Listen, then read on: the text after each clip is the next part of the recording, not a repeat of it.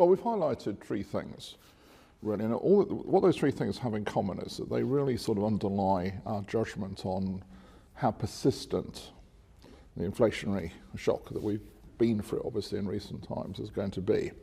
So the three things are services inflation, which of course is still around 6% on the latest numbers, private sector wages, and the state of the quantity side of the labour market.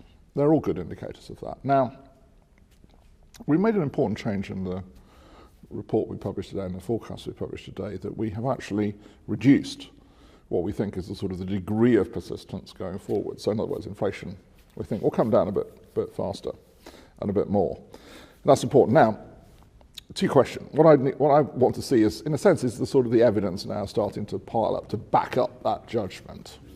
That's what I'm looking for.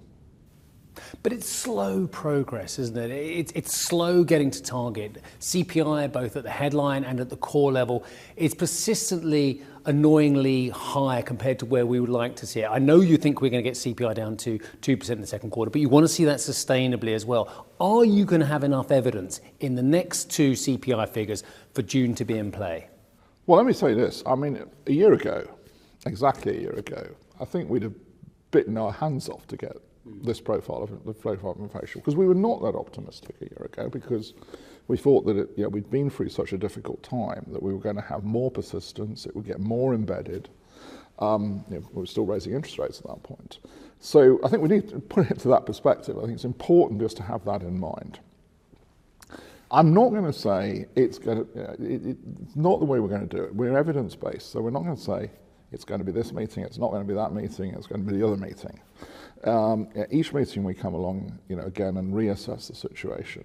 But I think what we have to do, and I hope we have given, is a roadmap of what we're looking at and how we're looking at it. The traditional theory goes you solve inflation before you worry about recession. But are there worrying indicators that even though recession has abated for now, that the consumer, the key part of the economy, your agents, as we said on page 62, box E of the monetary report, they're worried about what they're seeing on the consumer front? Well, I think, let's put this into perspective. Actually, all the evidence we've got, and it's gone into formulating our view on what we think the growth number is going to be for the first quarter, which is going to come out tomorrow, so it is a very short time horizon on that one.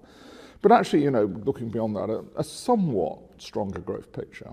And I do think, the first quarter has been encouraging in that sense. Now, you're right to have alighted on the box, because our agents, and this is why the agents are so valuable to us, they've come to us and said, look, you just need to know our contacts are not as optimistic as those survey numbers would suggest. We have to balance that off, which we tried to do, and we'll see. And I'm off on another regional visit tomorrow, in Scotland tomorrow, to get more personal feedback, and I'll be asking that question. But looking at moving rates or not moving rates, I spoke to an economist when I rushed out at midday with the announcement, and he said, look, maybe it's the case that the consumer's not spending because they finally got interest rates, they're earning some money. Are we turning into a nation of savers because of your policy, which is stopping the spending needed to grow the economy? Well, I think we've seen two things in the last 6-12 months. One is, very encouragingly, household real incomes have risen quite strongly. And that's good because households went through a very, very difficult experience, COVID, in fact, the war in Ukraine. And that's good. Now, we have seen an increase in the saving rate. Actually, you're right. I mean, the immediate response to that seems to have been to have an increase in the saving rate. So another question that we've had to judge in this round of deliberation that we've just been through is, saving rate is actually now historically a high level. I mean, if you take the sort of COVID period out, which was more enforced saving, obviously, I think I'm right in saying that household saving recently has been the highest level since 1997, something like that. I mean, this is a long time.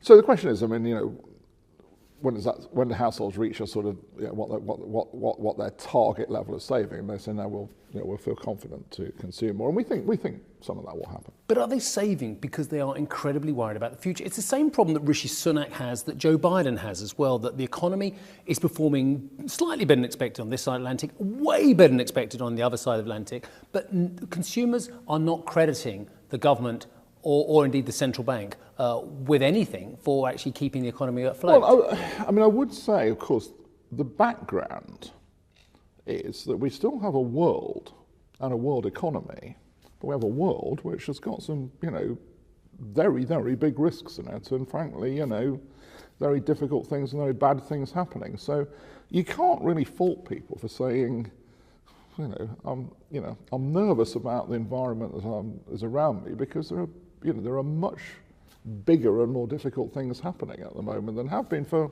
let's face it, quite a long period going backwards.